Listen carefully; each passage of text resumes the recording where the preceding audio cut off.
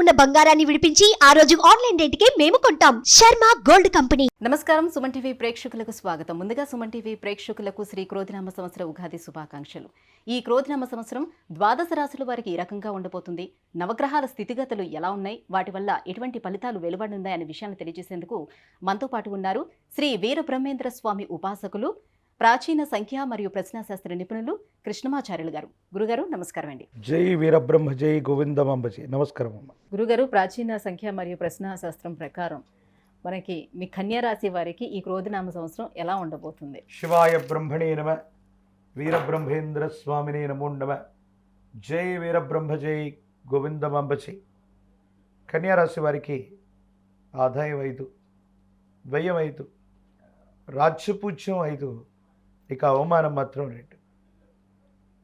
ఇక లగ్నస్థానంలో కేతు సంబంధమైన స్థితి.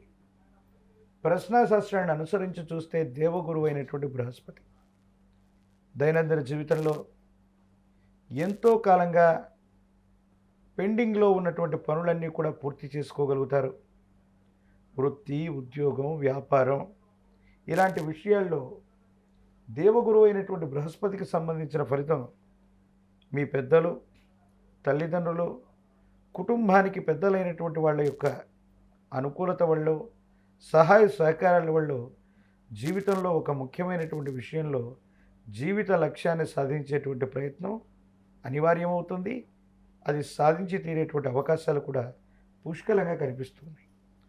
అయితే కొన్ని పరిస్థితుల్లో సకాలంలో నిర్ణయాలు తీసుకోవటం వల్ల ఆలస్యమైనటువంటి తరుణంలో కాలమే సర్పమై ఫలితాన్ని మింగేస్తూ ఉన్నట్టు కొన్ని విషయాల్లో వేగవంతంగా ప్రయత్నం చేయకపోతే మాత్రం కొన్ని చిన్న చిన్న ఇబ్బందులు, ప్రతిబంధకాలు, సమస్యలు వచ్చేటువంటి అవకాశం ఉంది.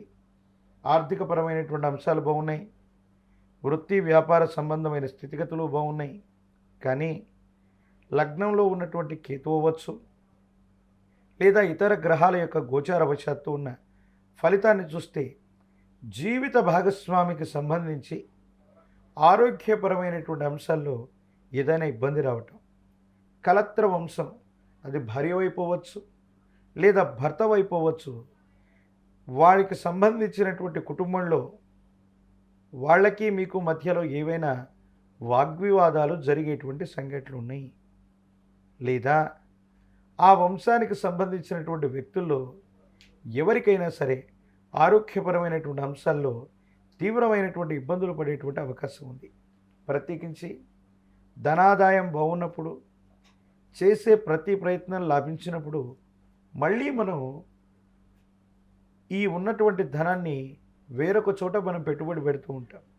ఇటువంటి పరిస్థితుల్లో స్టాక్ మార్కెట్లు అవ్వచ్చు, జూదం అవ్వచ్చు, సులభంగా ధనాన్ని సముపార్జిద్దామన్న ఆలోచన ఈ రాశి జాతకులు కనుక ఇటువంటి వ్యవస్థల్లోకి వెళితే మాత్రం తీవ్రమైనటువంటి ఇబ్బందులు ఎదుర్కొంటారు. కొన్ని సమస్యలు వస్తాయి. అంటే మంచి చెడుల యొక్క మిశ్రమం ఫలదాయకంగా ఉంది.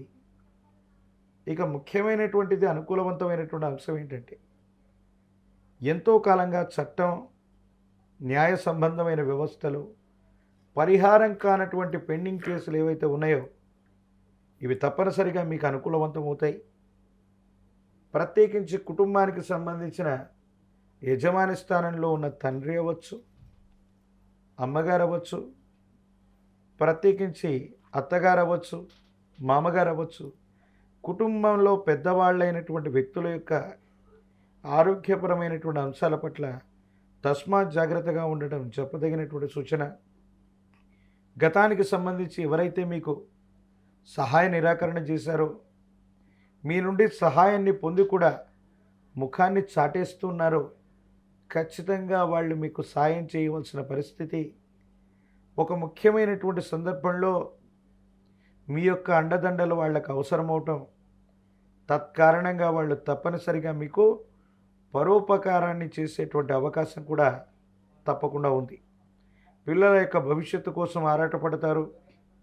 ఉన్నతమైనటువంటి జీవితం కోసం, ఉన్నతమైనటువంటి స్థితిగతుల కోసం మీరు చేసేటువంటి ప్రయత్నాలు కూడా సఫలీకృతం అవుతాయి. భగవత్ సంబంధమైనటువంటి అనుగ్రహం వల్ల అంతా బాగుండేటువంటి అవకాశం కనపడుతుంది. గురుగారు, కళారంగంలో ఉండేవారికి అలాగే శాస్త్ర సాంకేతిక రంగంలో ఉండేవారికి ఎలా ఉండబోతుంది ఈ కన్యా రాశి వారికి? కళారంగంలో ఉన్నటువంటి వాళ్ళకి, లలిత కళలు, సినిమా సంబంధమైనటువంటి, మీడియా సంబంధమైనటువంటి విషయాల్లో ఉన్నటువంటి వాళ్ళకి వేగవంతమైనటువంటి నిర్ణయాల ద్వారా వచ్చినటువంటి అవకాశాలని సద్వినియోగం చేసుకునేటువంటి అవకాశం ఉంది. యోగదాయకమైనటువంటి స్థితిగతుల్లో భవిష్యత్తు ఉండేటువంటి అవకాశం ఉంది. కాబట్టి వచ్చినటువంటి అవకాశాన్ని సద్వినియోగం చేసుకుంటే వేగవంతమైనటువంటి ప్రయోజనాలు వచ్చేటువంటి అవకాశం తప్పకుండా ఉంటుంది. ఇంకా ఎటువంటి మెరుగైన ఫలితాల కోసం ఎటువంటి పరిహారాలను పాటించుకోవాలి? ఏ దైవాన్ని ఆరాధించుకోవాలి? లక్ష్మీ నృసింహ మమ దేహి కరావలంబం. ఇది లక్ష్మీ నరసింహ ప్రభుల వారికి సంబంధించిన కరావలంబన స్తోత్రం.